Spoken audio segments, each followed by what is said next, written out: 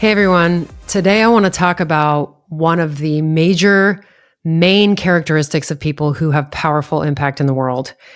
And it is this little thing that I call seeing what's possible. And what I notice is that the people who thrive, the people who are successful, whether it's people that I see in the clinic as patients, whether it's clients that I work with, thought leaders, mentors of mine, coaches of mine, people who are prominent and impactful in different industries, they have a similar characteristic that they all share. And it's this ability to see possibility in front of them, to see what's possible.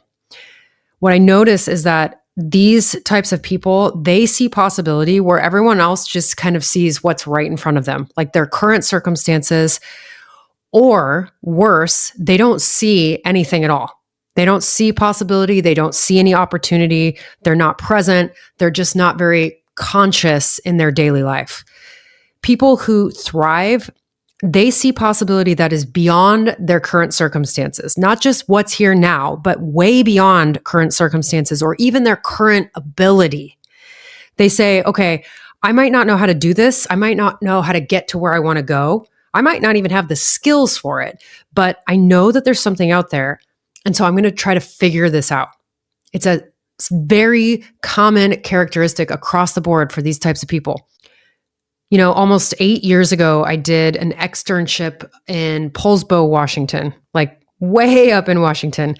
And I went to study with a master Chinese herbalist and acupuncturist up there, a mentor of mine. His name was Bob Doan. He saw 100 patients a day in his clinic.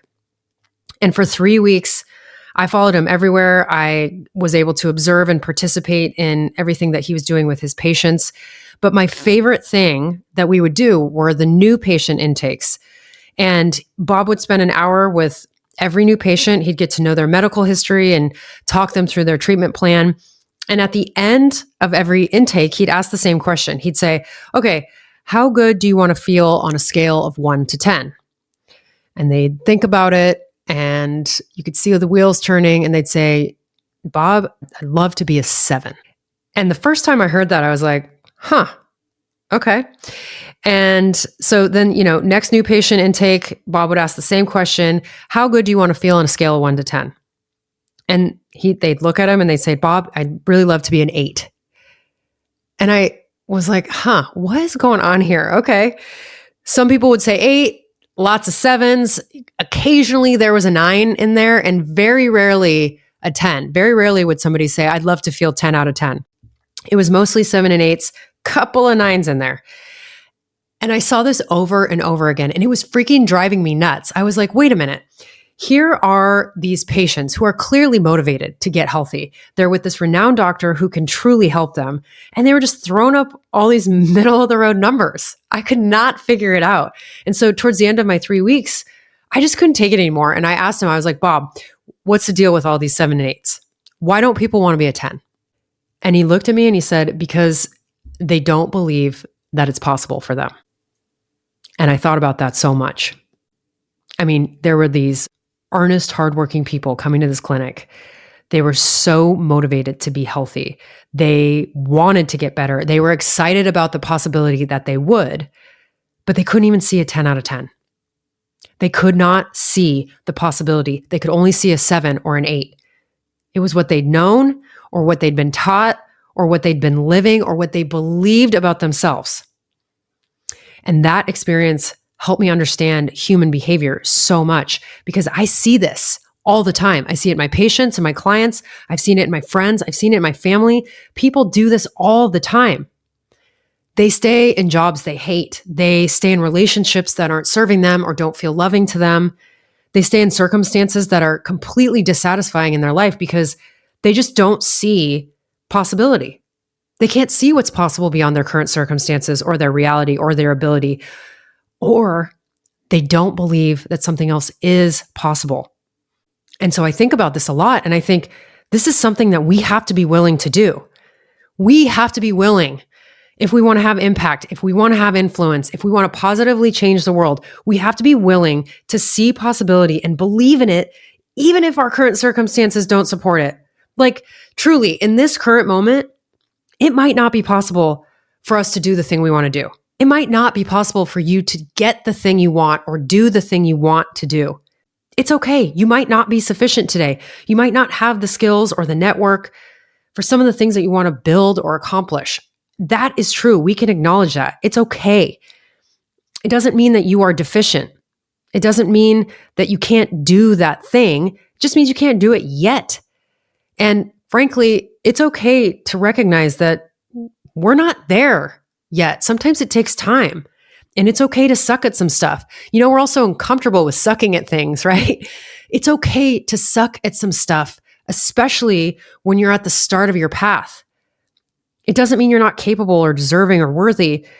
It just means you haven't built the skills yet. You will, you can, you're capable, but you have to be able to see the possibility, the dream, the future, the desire. Now, I'm always going to look at the other side. And so I'm going to acknowledge that it can be very hard to see possibility when you're in the middle of a challenge. You might be in a season of life that feels very challenging. And I get that. I've been there. But honestly, the people who break through and get to the level of influence or impact that a lot of us want to have in our life, they practice this skill of seeing possibilities, and they think beyond what's here right now, beyond our current circumstance. And truly, the biggest part of this is they believe that something else is possible. And it has to start with what's between our ears, that belief. We need to do that. We need to believe that there's a different possibility for our life, to dream something and to envision it. We tend to get myopic handling our life. We can get very myopic handling our business or our relationships or circumstances. But to broaden our scope and see possibility, that's the gold.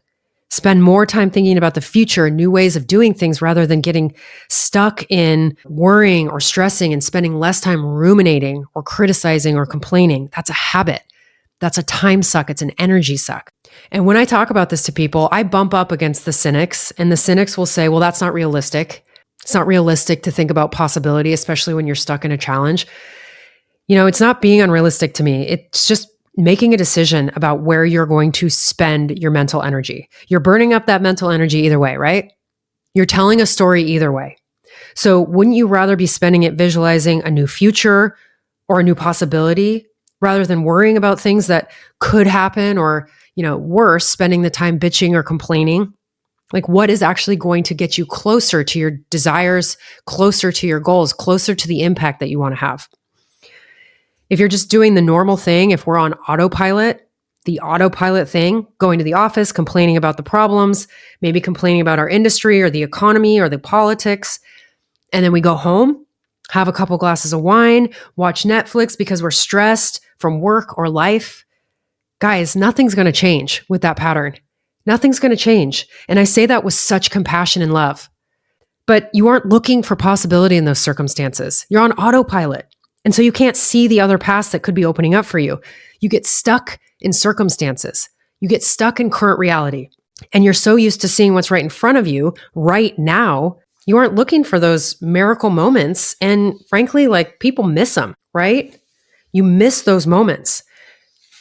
I think this is changing a little bit, but it's not as culturally acceptable to be optimistic and enthusiastic. It's actually more culturally acceptable to be cynical or to have distrust in things.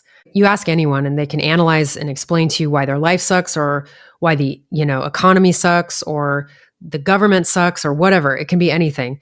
It just becomes very easy to fall into this trap of distrusting and complaining. It actually takes more openness and optimism, a high amount of these things to be able to see possibility in times of struggle or challenge. It does. It takes some mental discipline to be optimistic and practice so that we can change our thoughts and change our ways of thinking so that we can, to something that will support our goals and our dreams a little bit more. My challenge to you this week is to think about, how can I work on teaching myself to see possibility? How can I be in the practice of seeing possibility that is beyond my current circumstances so that I can start taking some action so I can be intentional and purposeful in creating a life that really aligns with what I want? There are so many people who do this, and they are not exempt from the stressors.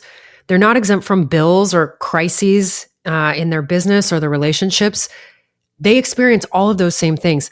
The only difference is they just practice devoting more mental energy to looking for possibility, and it pays off. So that's my challenge to you this week. Do some self-exploration. Where can you see possibility? What's it feel like? Get curious about it. Let this spur on some of your own insights. I'm so glad you're here, and thank you for getting ready to impact. Thanks for listening to Impact Ready. I hope today's episode inspired you to own your impact and recognize that you are powerful. By elevating our energy and awareness, we can create exponential change in this life. If you enjoyed today's insights, share them with a friend and subscribe to the show for more. I truly appreciate you. Thanks again for being here.